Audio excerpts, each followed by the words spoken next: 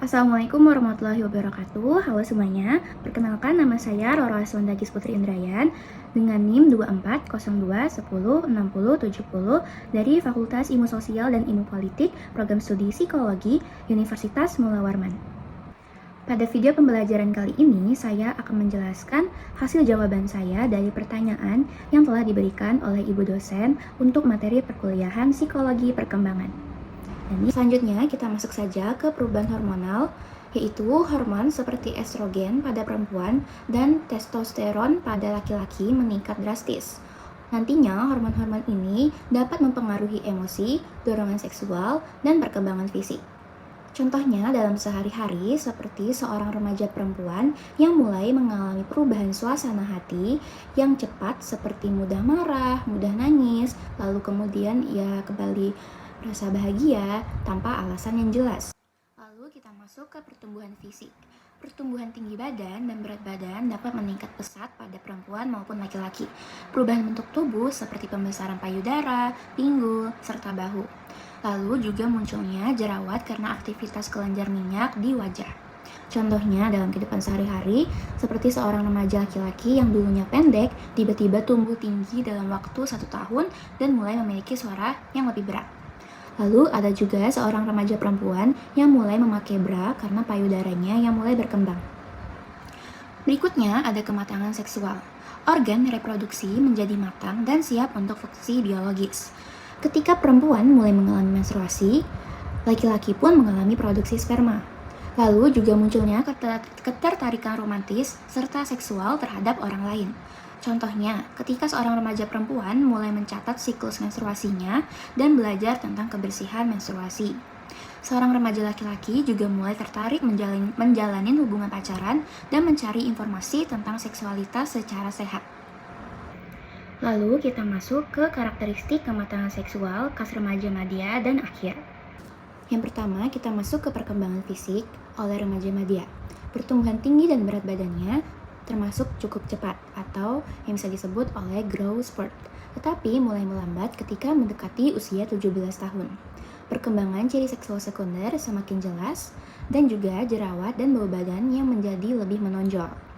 Sementara remaja akhir, perubahan fisiknya hampir mencapai bentuk dewasa sepenuhnya. Perkembangan ciri seksual sekundernya telah stabil serta kematangan organ reproduksinya. Contohnya pada laki-laki, ketika remaja 19 tahun sadar bahwa tinggi badannya itu tidak lagi bertambah, tetapi berat badannya yang mulai naik karena kurangnya olahraga serta makan makanan cepat saji. Baik, berikut penjelasannya. Teori Piaget, tahap operasional formal. Jean Piaget mengatakan bahwa remaja memasuki tahap operasional formal mulai pada usia sekitar 11 hingga 12 tahun dan berkembang hingga dewasa. Pada tahap ini, remaja mulai mampu berpikir abstrak serta logis, lalu dapat merumuskan hipotesis dan menguji secara sistematis. Mereka juga mulai berpikir tentang kemungkinan, bukan hanya kenyataan. Lalu mereka mampu memahami konsep moral, etika, serta ide-ide kompleks lainnya. Sedangkan remaja madya, 14 hingga 17 tahun, mereka mulai berpikir idealistik tapi belum konsisten dalam penerapan logika. Mereka juga seringkali terjebak dalam pemikiran semua orang hanya memperhatikan saya atau yang bisa disebut egosentrisme remaja. Pada remaja akhir, 17 hingga 21 tahun, mereka lebih stabil dalam berpikir abstrak dan logis, mampu merencanakan masa depan, serta mempertimbangkan konsekuensi dari pilihannya. Contohnya dalam kehidupan sehari-hari. Ketika seorang remaja madya, ia masuk di bangku SMA mulai mempertanyakan keadilan sosial dan menulis opini tentang perubahan sesuatu, tapi masih kesulitan untuk menerima kritik dari ibu gurunya. Sedangkan contoh untuk remaja akhir, mahasiswa tingkat awal mampu menyusun proposal penelitian dan mempertimbangkan berbagai pendekatan secara sistematis. Berikutnya kita masuk ke teori Elkind, egosentrisme remaja. Kita masuk ke remaja madya terlebih dahulu. Mereka sangat dipengaruhi oleh imaginary audience sehingga sangat peduli dengan penampilan dan pendapat orang lain. Mereka juga mulai menunjukkan adanya personal fable, misalnya merasa tidak akan terkena resiko seperti orang lain. Lalu, di remaja akhir, mereka mulai menyadari bahwa tidak semua orang itu memperhatikan mereka, sehingga mereka akan merasa lebih realistis dan mampu melihat perspektif orang lain. Lalu contohnya di kehidupan sehari-hari. Ketika seorang siswi remaja media merasa malu memakai kacamata karena yakin bahwa semua temannya itu akan menertawakannya. Sedangkan contoh remaja akhir, ketika ada seorang mahasiswa mulai menyadari bahwa orang lain itu sibuk dengan urusannya masing-masing, sehingga dia tidak perlu memperhatikan penampilannya. Kita masuk ke strategi efektif untuk remaja media. Yang pertama, kita harus dapat membangun komunikasi yang terbuka. Remaja media sering merasa tidak dimengerti. Komunikasi yang jujur dan tidak menghakimi sangat penting bagi mereka. Gunakanlah pendekatan dengan mendengarkan lebih banyak. Contohnya, ketika seorang ibu menyadari anaknya tampak murung, ia tidak langsung memaksa ia ingin bicara, melainkan menenangkannya dan membiarkannya sampai ia siap untuk berbicara kepadanya.